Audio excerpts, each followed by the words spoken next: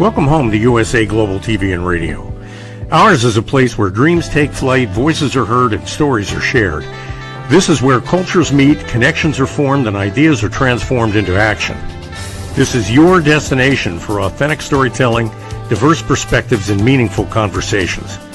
We're where global stories unite and bridges are built beyond all borders.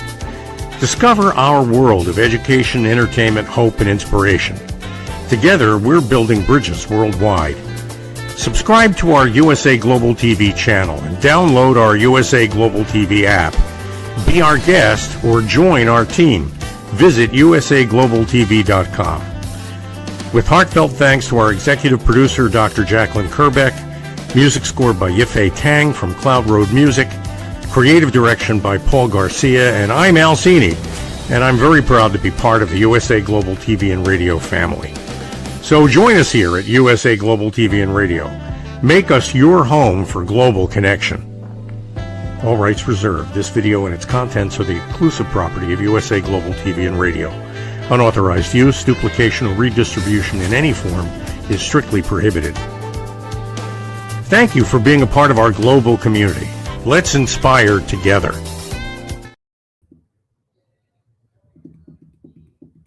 Good morning, everybody, and welcome to Ahead for Business. My name is Al Cini, and our original plan was to interview a gentleman by the name of Jordan Marks, who is the assessor for the county of San Diego in Southern California. And it's a great story, and we'll have to bring it to you at some point in the future because unforeseen circumstances arise every now and then, and for those reasons, he's not able to join us today. But we do have a program for you on a very timely subject of how do you go from knowing something to actually doing something, and to offer expert advice on that subject. We have my co-host and my dear friend and my mentor, as she often refers to me, and also the founder of USA Global TV and Radio, and her name is Dr. Jacalyn Kerbeck.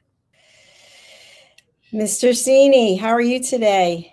I'm okay today. And, before we start on your subject, which I think is critical and actually embarrasses me a little because I have the problem that you address, and we'll talk about that. I'm willing to confess to it. I'm willing to cop to it.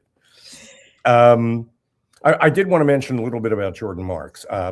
Jordan Marks will be joining us in a future episode, probably later this summer, and we'll get that scheduled for sure. And what would have been a great program, I think, and will be a great future program, is a discussion of how government really needs to serve people, that being his story. And the way I heard his story, the best way to know whether your people are doing their jobs is people tell you that they're doing their jobs. And I have an associate, trusted colleague, great person named Laura DeMarco, who works for us in Southern California. And her job in SoCal is to develop conversations on the subject of teams and team development, which is obviously an important subject for me. And on that topic, she recently visited the San Diego assessor's office to get some work done and was amazed at the opposite experience that she expected. That is that everybody was on it. They were concerned, empathetic, and caring, and actively involved, and listened to her carefully. And she was so amazed by that. I think it was so unexpected. Most people don't expect that from government. I think it was so unexpected. She thought that Jordan would be a terrific interview. And I agree. I had a chance to pre-interview Jordan the other day, and he has a lot to say and a very unique and interesting approach to government service. And I'm looking forward to bringing that story forward in maybe a month or two here on USA Global TV and Radio. But today, the subject is why it's not just good enough to know something. So maybe you can talk a little bit. Recently saw a post. I get posts all the time about things I'm generally embarrassed by. One of them is, how do you shorten the difference between getting an idea and making it happen? How do you compress the space between those two events? And I think that's what you wanted to talk about a little bit. So I'll shut up now. It's your turn. Well, thank you. Yes, I'm sure Jordan's going to be an excellent guest, and people can check back on our playlists and our YouTube channels to see more information, USA Global TV and Radio and Dr. Jacalyn Kerbeck. I have found in my experience coaching people, doing private advisory, leading a team, and even throughout my own career, that there are many times, Al, that we have information. We know information about ourselves, about what we're supposed to do, about what's best for us, about what the doctor ordered.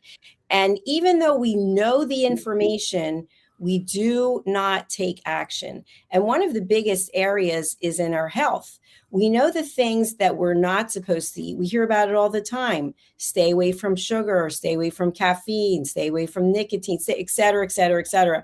And yet that information, the knowledge of it, isn't enough for us to take action in some cases. Recently, I was speaking to a cohort of individuals and I shared with them information that I had learned about a bottle of Coca-Cola. And I think I mentioned this to you before. I'm not a soda drinker. I haven't had soda in, I want to say 30 years or more, but I know many people like their soda. And so in a bottle of Coca-Cola, what I understand is there are 39 grams of sugar, which, depending on your age and other statistics where you are in the world, that is more sugar than you should consume in a day. And when I shared this with people and showed the bottle of the Coca-Cola, and then I showed a bowl of sugar, an image of sugar that has 39 grams of sugar in it, I said to people, now that you see this bowl of sugar and you know that it has 39 grams of sugar in it, would that deter you from having a bottle of Coca-Cola? And the answer was no. And then when I shared with people an image of 2 shot glasses that had sugar in them, and I said, imagine throwing down this amount of sugar. Is that enough of a deterrent for you to stop? And the answer was no.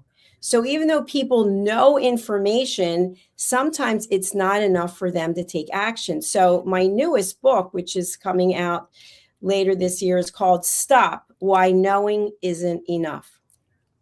Well, that's a great subject. And, I mean, you hear so much content these days online, so many cautionary tales. There is no point to a reel on Instagram or a story on LinkedIn unless it advises some action on your part in some way that you can use that could make your life better. And, I think that is reminding people that it's no point watching something unless you're planning to learn something from it, and learning should shape behavior. And that, I think a lot of people miss that point. Absolutely. One of the other areas I just want to touch on, I know that you are a fitness freak like I am, is about lifting weights, and how we know, especially for women, lifting heavy weights is really important. But when I go to the gym, I might be the oldest person in a class, and the women are lifting 5, 10, 12-pound dumbbells. Yesterday, I did 40-pound rows. And that was the first time at 63 I've ever even picked up 40-pound dumbbells. And the point is, I know that it's good for me to lift heavier weights. And so I decided to take action. But was I intimidated when I looked over at the weight rack and saw the 40-pound dumbbells? I sure was. But a 40-pound dumbbell can represent anything in your life that's keeping you back. So Al, you might know that there's something that you want to accomplish, and maybe you've been working on it for a long time, and yet something prevents you from moving to the next step. This is obviously a true scenario. Yeah, okay. Just because So we're friends. I see where you're going with this. I do want to point out for people who may have just tuned in that our original interview with Jordan Marks, who is the assessor for San Diego County, will be rescheduled for a future date. We weren't able to interview him today because I think he might have been tied up elsewhere.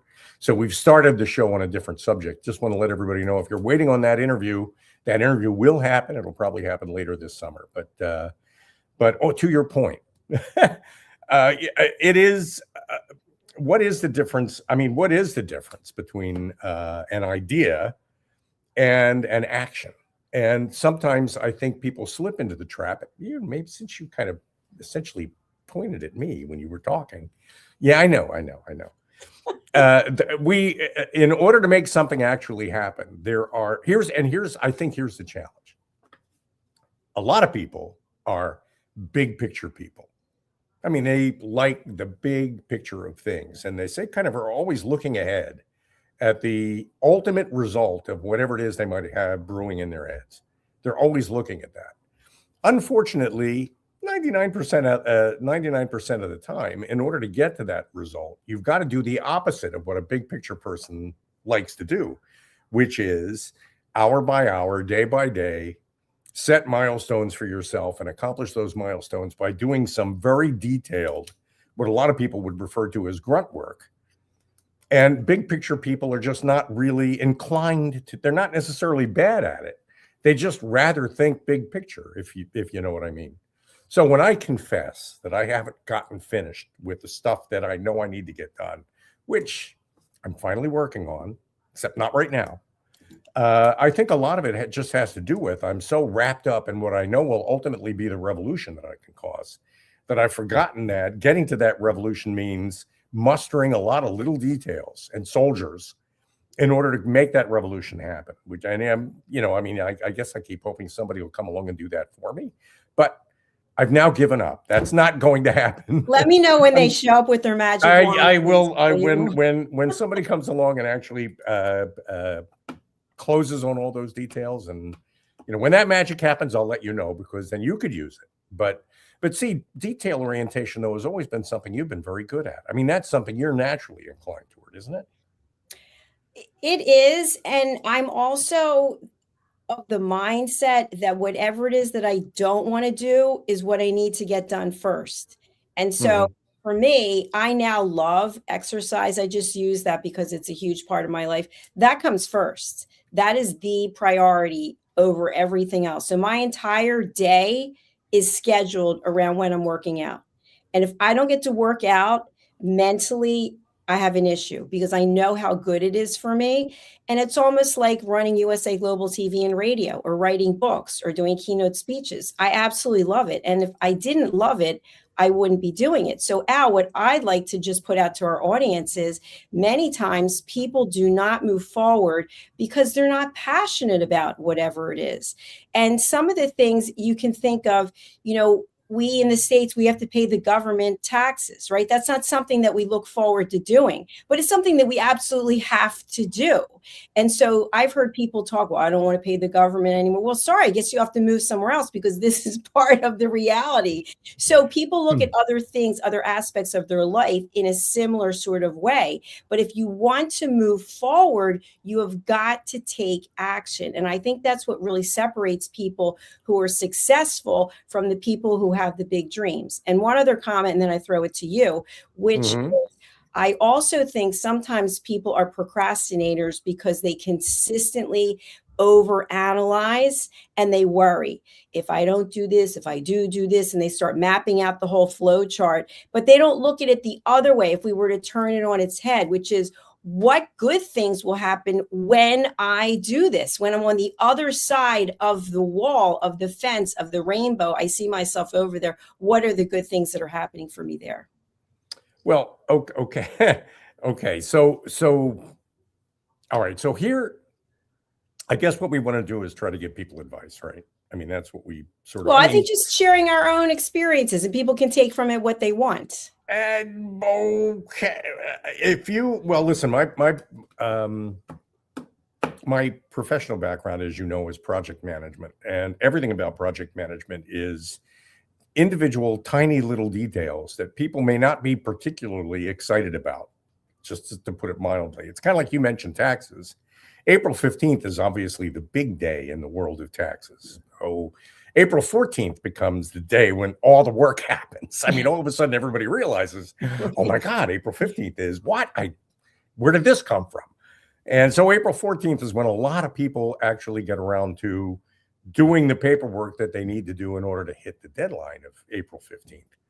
So a lot of it is, it's funny, there's an assessment, an individual personal assessment called the Myers-Briggs Type Indicator. That went through a bunch of evolutions. And in one of their more recent evolutions, they needed to deal with the personality trait of procrastination. But they didn't want to use the word procrastination because nobody likes to be called a procrastinator.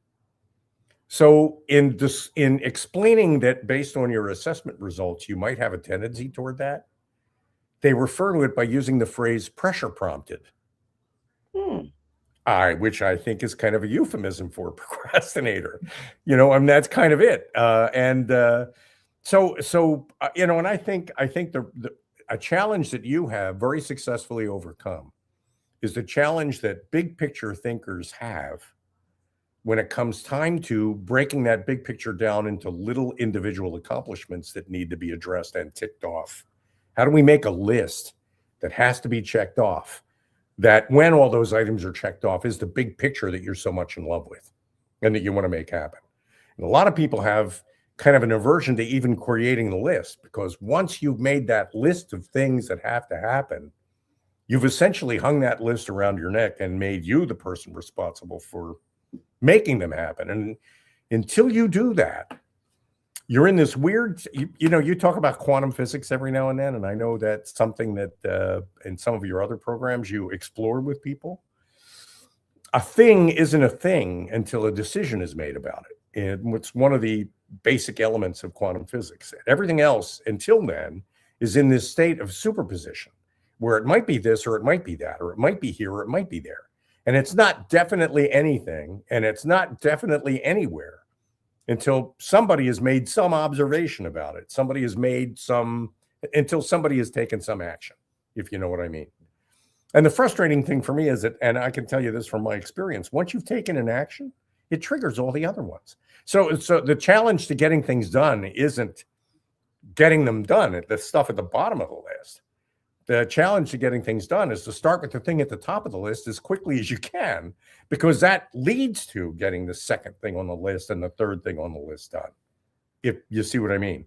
I mean, projects fail not because they don't get finished. They fail because they never get started in the first place. Like April 14th, all these things I have to do to get my taxes ready. I mean, that I think is a big part of it, a big element of it. And I think, to your point, we can talk ourselves into anything. We can come up with as many excuses as there is time for why we can't do things or when we'll get to it. And I remember this, actually, this just popped into my head, and yet you seem to be frozen at the moment, Al. But I remember one of my dad's friends had this round, it looked like a coin, and it had on the words Al's left us, but it was a round, a fake coin. It was a disc, and on it said "to it," TOIT, and so it would be around to it. I'll get around to it.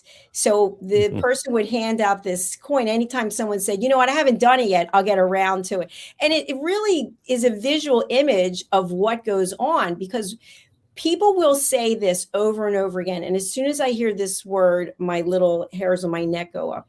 I'm so busy. Busy is a 4-letter word. It doesn't have meaning to me. The significance of that is, you know what? I don't have time for you or time for this because I'm so busy. But are you actually being productive? Are you actually making things happen? Or are you telling yourself a story so that you can justify why it is that you're actually not getting you're not being productive or getting accomplishments made because you're so busy? That is the human definition of superposition. I mean, that whole idea that I'm so busy that I'm not able to get any of the things done that I need to get done is that me not being in a definite state because I'm more comfortable being in an indefinite state. I'd rather be in an undefined state. And when people ask me, why are you indefinite? I mean, they never use that word exactly. They just say, what the hell's going on and how come it's not done yet? When people say things like that, my answer is, well, I've just been so busy. I mean, that's my answer. That's me basically saying, I don't really want to talk about it. I mean, the truth is, I've been busy streaming this Netflix series that I really like. I'm on season 8, there's 20 seasons, that kind of thing. I mean, I get around to it, but right now I really need to watch this show about people pretending to be other people. It's amazing to me what people think busy means. And, but if I just say busy, well, then you won't, because you know me well enough to know that you'll ask me, well, what does that mean, busy? What are you doing instead? I'm going to ask you that. But here's something I want you to consider. Let's say you are watching something that's live streaming. Okay. I just started watching Outlast the Jungle. Okay. And I'm not sitting there just glued to it. I'm actually doing some things, some administrative things at the same time. And the only reason I have it on is not because I need to hear the noise or I'm uncomfortable being alone. I like to watch strategy unfold. I like to watch. I have no idea who these people are. I don't care who they are. They're put into teams, and then there's an ultimate prize. And obviously, you have to outlast, outwit, outsmart, like on Survivor, the other people to get the money. And so you watch the strategy unfold. You watch the relationships develop. That's why I like reality TV show competitions like Survivor. So my point is, if you're watching something, maybe you're watching this right now, and you walk away with a piece of information, that's valuable. That's not busy just sitting there doing nothing. You're learning, you're growing, you're taking the information and you're incorporating it somehow into your life. Well, you're being a little easy on me, and I appreciate that. But and thank you for that. But in reality, I mean, you know, the reality of reality television is that, yeah, I mean, if that's on kind of in the background, and every now and then you kind of look up at it, but you're not totally focused on that because you're actually doing something that's making you productive in your regular life, then that's like wallpaper. That's different. I mean, that's just wallpaper. But if you're doing that and saying that that means you're busy, and as a result of that, you're not able to get your taxes done until midnight on April 14th, you know, until the actual last moment, then what you're really doing is kidding yourself. You're kind of fooling yourself. So you know, I could just tell you from a project manager's point of view, it's the inspiring of people to get the first step started that ultimately leads to a successful project. I mean, it is that when you know what the steps are, which is project management, traditional project management, and you know what the first step is because it's on that list of steps that you know, then you can begin to translate what you know into what needs to be done, because that gives me a list of things that I can check off. And if I can get people excited about the result enough, then they'll be willing and able and actually enthusiastic about taking that first step. And that's another thing. You really need to celebrate the accomplishment of that first step, because that's what inspires everybody to take the second, third, fourth, and 30th steps that it's going to take to get this stupid thing done. You know, and that, you know, I mean, that's really, and that is something, that's something I admire about you, because I think the ability to break a big thing down into little things and then do those little things that you know are going to lead to the big thing, and not accept a lot of the noise in your life that distracts you from that. Instead, deflect all that. And even though the noise might be interesting and even entertaining, the accomplishment that the thing that you're trying to accomplish draws you so much that you can tune all that out. And that's something you've always been able to do. And I think that's what makes you such a great coach. Am I wrong about that? I mean, isn't that what, not allowing people to get away with their own crap? I mean, when they you know, that whole, how do you hold somebody accountable how do you do that? How do you do that? You have to do it in a diplomatic way, but I am very direct, as you know. I've never heard that before. Since 2019, I don't like to waste time going around and around. And so I will, when I'm working with someone, I do private advisory, which is a completely different level than coaching, but I do coaching and private advisory. I will bring it up. Have you ever considered the fact that you are basically telling yourself a story because you don't want to do X, Y, and Z? Or how long have you actually been working on this part of the project? And I might have someone say, well, it's been 2 years. What have you accomplished in those 2 years? Nothing. So what's holding you back? And that's the key question. There's always something holding people back. And one of the things I want to bring up to you, because you work with teams with ProFit for Teams, and I've been on teams for my entire corporate career, now leading a team, is you think about the bell-shaped curve. 80% of the people are just doing the same thing over and over and over and over and over again. And they're not really that excited, motivated to move to the next level, where you have the top 10% of people who are interested. Give me more information. Let me learn more. Let me take on more. Let me do more. And then that other 10% that's half dead. They hardly have a pulse, but they show up because they want a paycheck. They have nowhere else to go. They like the socialization. It's almost like if you look at a fitness facility, most of the people there, year after year after year, they look exactly the same. Nothing has changed. They haven't lost weight, maybe small milestones, but then you have 10% who are constantly pushing the envelope, and then 10% that, might be putting on makeup, walking around, sitting in the lobby, having a conversation, because that's what it means to them. So you have to tap into each person's why. And then in a very professional way, you've got to be able to call people out on their own BS, if you will. Okay. So what does it take to succeed in the objective sense, right? I mean, just the word success, which we use a lot. What does it take to succeed in an objective way?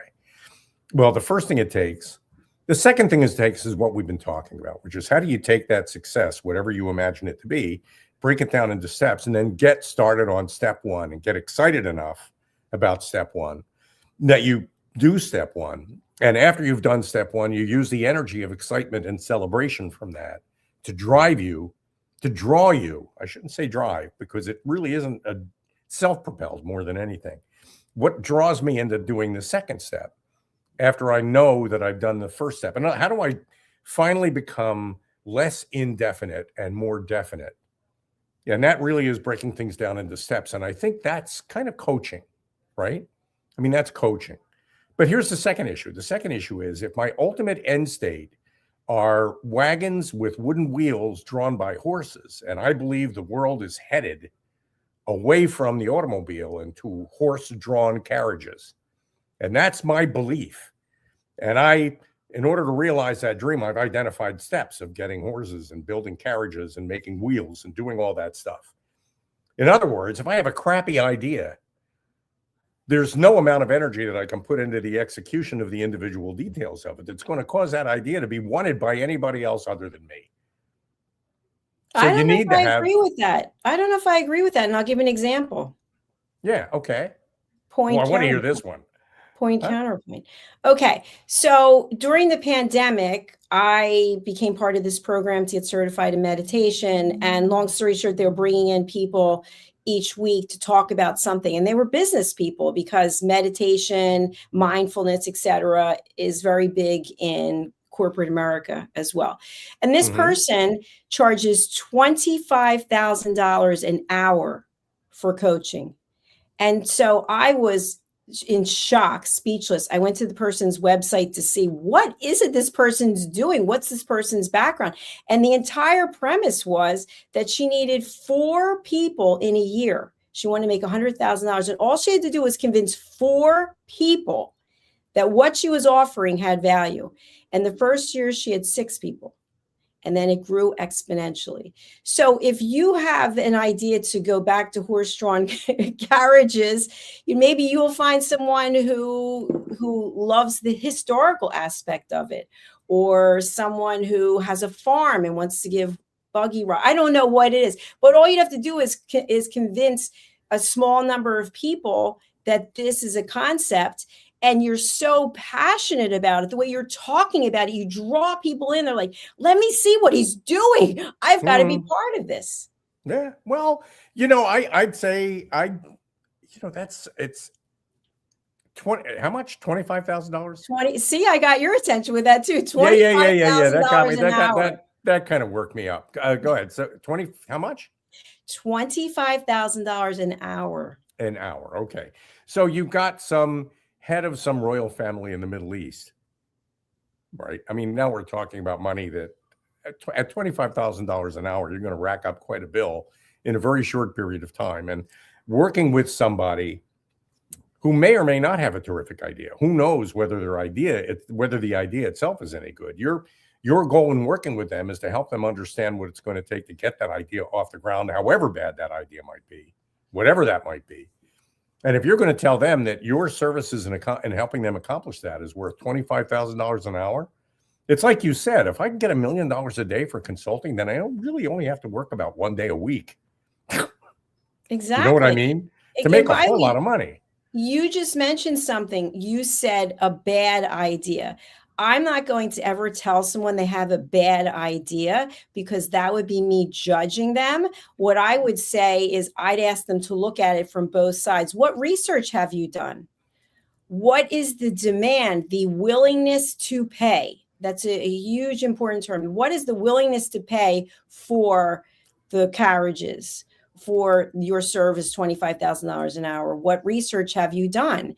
And if people cannot justify it in any way, then I'll ask them to go and get the information, do the work so that they can justify it. And if they can't find it on their own and they're using AI or they're working with consultants, is it possible that there may be another idea that you could focus on in the interim, which might be bringing you more success, more happiness, etc.? You know, that I think that's now you're getting into what is it that makes Dr. Jacalyn Kerbeck worth $25,000 an hour. I don't charge that, but thank you. But that's what makes you, that's potentially what makes you worth that, because yeah, it's you're reminding me of an experience I had a few years ago living in New York.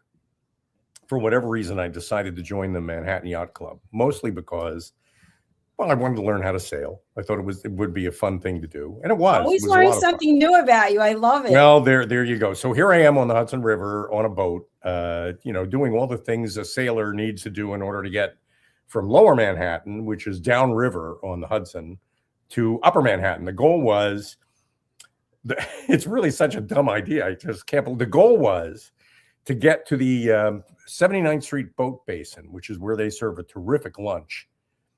And in order to get upriver to the 79th Street Boat Basin on a sailboat from Lower Manhattan against the tide on the Hudson River in crummy weather, on top of that, you need to leave at about 4 o'clock in the morning. And if you're lucky, you'll be there by about 2 o'clock in the afternoon. Now, a MetroCard, which means you're using this very expensive boat and a crew of 2 other friends of yours and a tremendous amount of effort, moving sails around and pulling on sheets and getting all kinds of stuff rigged in order to accomplish this, when you could have gotten to the 79th Street Boat Basin with a MetroCard for $1.50, in about 20 minutes altogether from Lower Manhattan. I could have done it with a MetroCard, but no, I had to use this boat. So earlier I said, what if somebody's big vision is to build a carriage that's drawn by a horse?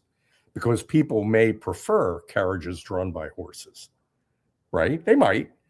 And I referred to that as a bad idea because, I mean, who's really going to ever want to replace we replaced horses with cars. Why are we ever going to want to go back? Well, there are certain ceremonial opportunities for horse-drawn carriages where the carriage is gilded and covered in gold and the horses are specially bred. And there's as insane as that idea might be, for the market of people that are looking for a horse-drawn carriage to carry the next King of England in a parade to be crowned, well, that's a business opportunity, like a yacht. Boats make no sense for getting around. You can fly on a plane, you could use a subway. You know, need a boat to get around. But so a boat in itself, it's outside of certain applications, is kind of a stupid idea. I mean, really, except people use them. And they're not such a bad idea for certain applications. I think, well, okay. So you have this other book that you just released too, that's Don't Give Away Your Value. Yes, I have it right here. Stop. How convenient. Stop giving away your value. Why don't you, so when you know that you're worth $25,000 an hour, because you've heard other people who are not even as good as you are, might be charging that. How do you follow the advice of your book? And I love that, because that is a difficult one. And that's why I wrote the book. Because if you think about it, whatever you're doing in life, even in your personal life, how much of your value are you giving away? So let's just talk personally. Let's say that you spend X amount of time on the phone. So and so calls you up unprompted out of nowhere and wants to have a chat. And by the time you get off the phone, maybe you enjoyed the call, maybe you didn't. Maybe the person just loves to talk. It's an hour. It's an hour and 15 minutes. It's half an hour. Then by the end of the day, maybe you've had 2 or 3 phone calls like that. Maybe you're calling the cable company for people who still use cable, and you get the run around. You're on the phone. By the time you know it, it's an hour and a half. You and I actually did a role play on that 5 years ago. I remember that. Calling customer service. So the point is, we spend a lot of time out of our 24 hours giving away our value. Now, as a peace ambassador, as someone who really believes in supporting, helping other people, I do believe it's important to lift people up. I do believe it's important to help people, to mentor, but there has to be a limit to it, because if you're always taking care of other people, you're not taking care of yourself, and it's going to show up. So in your family, if you're the one who does everything, you might enjoy the accolades. Oh, so-and-so, you do everything for our family. Where will we be without you? And then by the end of the day, the end of the month, the end of the year, you're kind of like, you know what? I'm really sick of this, actually. Yeah, it's nice that people say that, but I don't feel like doing it anymore. Do your own work, carry your own load, do your chores, whatever it is you're supposed to do.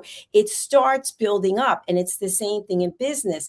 Whatever your services are, if you're consistently going, you know what? I will drop my price. You know what? I will give you a discount. You know what? I'll throw in this and I'll throw in that.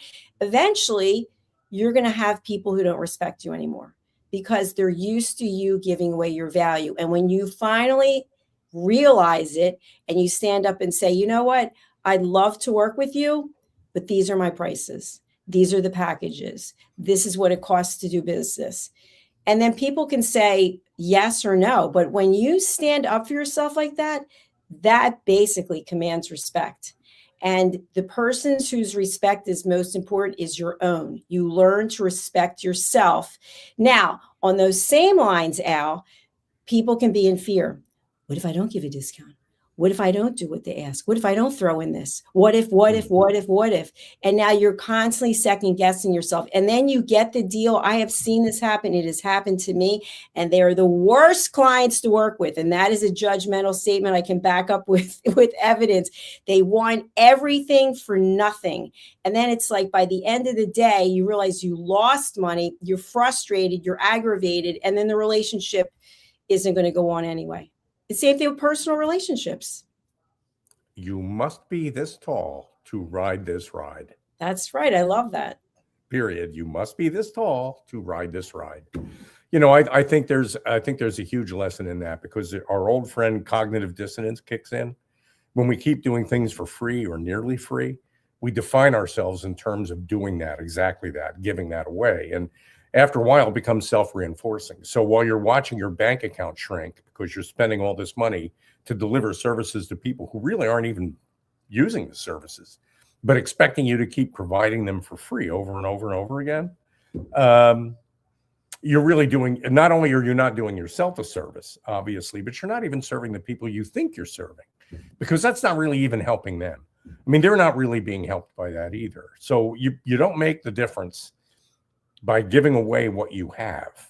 That's not how you make a difference. You make a difference by making a difference and receiving value in exchange for that service, whatever that might be. And I think that's a great message too, because there's so many people who do so many things for no money at all, and they keep waiting to be discovered. I guess a lot of people just wait because they hear stories of other people all of a sudden catching fire. They figure it's just a matter of waiting until you catch fire, but that isn't really true. I mean, you've got to light that fire yourself, don't you? Absolutely. And a last point I want to make on this topic is, I remember a few years ago, I was introduced to someone, and this person was doing a lot of keynote speeches. And the person had said, listen, if you want to do keynotes, you've got to do a few without charging so that you get your name out there. And I ran into the person again, and now the person's at a completely different level and everything's paid for. And so I said, what would you recommend to someone who wants to move to the next level? And the person says, first of all, you have to have a good message, a message that's solid, that resonates, that people want to hear. And then you don't go unless it's paid for. And maybe you sit for 6 months, maybe you sit for a year, but you let it be known that this is what you offer, this is the value you bring, and this is what you charge.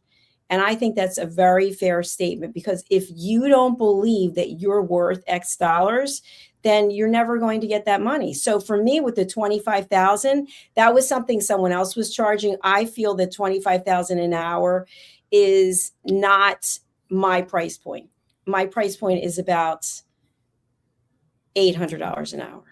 And part of the reason for that is I feel that I over deliver at 800. I can get repeat business. I can make a difference.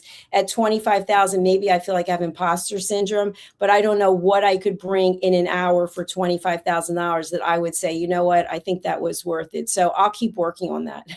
I think that's great. I know we're about to wrap it up, and I was going to say it for the hour that nearly an hour that we've just spent. I think anybody who's listening, especially to you, has gotten their $800 worth, even if they haven't paid it. I mean, there has been $800 worth of value in what you've had to offer just in this 1 hour that we've spent together. And the second thing is to remember, Celine Dion, if you go to watch a Celine Dion performance, or if you book, well, I don't think she's performing anymore, but if you book her to move in residence in a large casino venue in Las Vegas for the year, because it's going to draw an audience. And part of the price of admission for Celine Dion is that you have to give her a bowl of M&Ms in her green room every day, but only the blue M&Ms and no other colors, which means you've got to hire somebody to separate out all the colors from 100 bags of M&Ms to make one bag of M&Ms that are the right color for her, right? She's worth it. And she asked for it and she insists on it. And you're just going to do it if Celine Dion is what you want. And you don't put any emotions on it. It's basically, this is the cost of doing business. And again, it comes back to what is your willingness to pay? Because I think people get so caught up in the emotions of it. If you want this service, this product, whatever it is, then you have to be willing to pay for it. And many times people want to go and negotiate. And then by the time you're finished negotiating, there's nothing left. There's no value, because both people have to walk away feeling satisfied. And if it's just one person and not the other person, then that to me is not a good negotiation. It's not going to be repeat business. Great. Okay, we got to wrap. Yes. You got to go. You've got lots of other stuff to do. How do people get a hold of you? Here's a change of pace. I'm pretty easy to find. You can find any information about me by just Googling me, but you can go to our 2 YouTube channels. We would love to have people join us. We're over 112,000 on USA Global TV and Radio, where we've earned the YouTube Silver Creator Award for over 100,000 subscribers. And on Dr. Jacalyn Kerbeck, we have crossed over 40,000 subscribers. How do people get in touch with you, Al? Pretty amazing. You can email me at al@pro-fit4teams.com, or you can call me at 212-480-3730. Hey, $250 a person. Pro Fit for Teams. $250. We can negotiate, but I will never go lower than $249.95. That's like Earl Scheib. Remember that? I can paint that car for $19.95. I'm glad to see you have your limits. Yeah, we're going to close out with a video clip that is really thanking all of our fans around the world. So let's take a look. And thank you for being with us. We'll be back with our next episode after this. And Al and I will be back next week. Absolutely. Thank you, Dr. Jack. Thank you. Every great story begins with a vision. At USA Global TV and Radio, for years, we've been providing world-class education, entertainment, inspiration, imagination, connections, and hope. Most people don't stay to watch the outro or the credits, but it's the people behind every success, behind every breakthrough, and behind every unforgettable story who matter. The TV show hosts, our guests, our sponsors, our publicists, our production team, our distribution team, our search engine optimization team, and so many more. You're the ones who make the difference. Every great story belongs to the people who bring it to life. Our future looks bright at USA Global TV and Radio, and that's because of you, our loyal fan base all around the world in more than 60 countries. Together, we're making a difference because you matter. USA Global TV and Radio, live streaming to over 60 countries. Voiceover, Dr. Jacalyn Kerbeck. Video production and direction, Paul Garcia. Subscribe to our channel, USA Global TV and Radio on YouTube. Hey you, psst, yes you, watching this right now.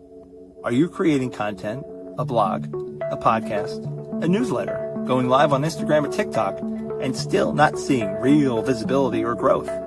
Here's why. Anyone can post, anyone can go live, but not everyone is positioned to be taken seriously. Right now, people are going to YouTube to search for experts, for answers, for credibility. So while you're putting in the work, someone else is being seen as the authority. Not because they know more, because they're positioned better. Now imagine this. Your own professionally produced TV show, marketed, distributed, optimized with SEO so people can actually find you. Not just seen, but searchable, discoverable, positioned. You're trained, you're coached, you're guided.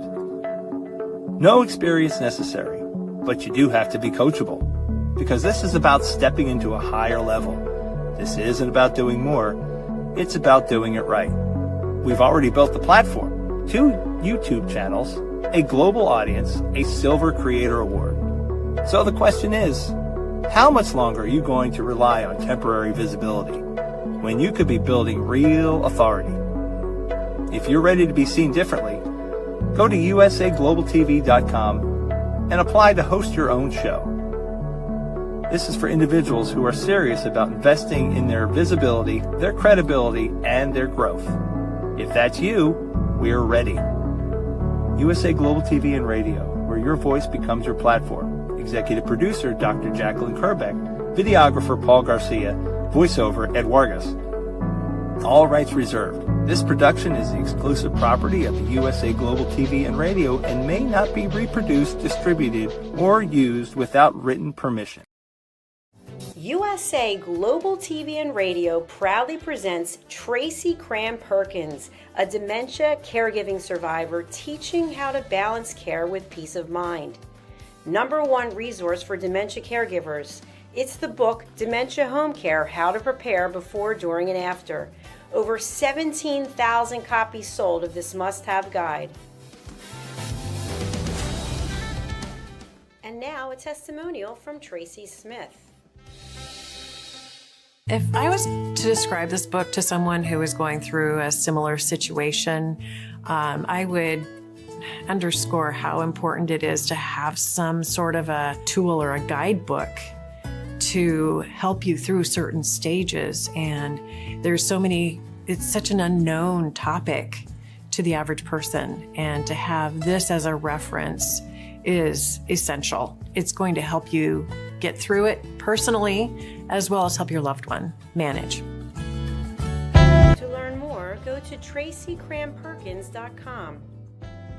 Tracy Cram-Perkins is an award-winning author. She's also the host of Dementia Home Care television show. Watch it here on USA Global TV and Radio. Thank you, viewers and listeners of USA Global TV and Radio, for joining us today. We're honoured to have your time and attention as part of our global community. At USA Global TV and Radio, we believe in the power of authentic conversations, meaningful connections, and creating a world of possibilities together. Want to be part of something bigger? Join our team of elevated listeners at usaglobaltv.com, a space where your voice matters and your ability to listen transforms relationships. Stay connected with us across all our platforms for thought-provoking discussions, expert insights, and empowering stories. Subscribe to our channels at youtube.com/c/USA Global TV. Follow us on social media and explore the endless opportunities we're creating for growth, learning, and inspiration. Together, we're not just broadcasting, we're building bridges and changing lives one conversation at a time. For inquiries, contact us at info@usaglobaltv.com. Produced by Executive Producer and Director Dr. Jacalyn Kerbeck. Voiceover by Mike Porter. Creative Direction by Paul Garcia. All rights reserved. Visit usaglobaltv.com to view our full terms and conditions.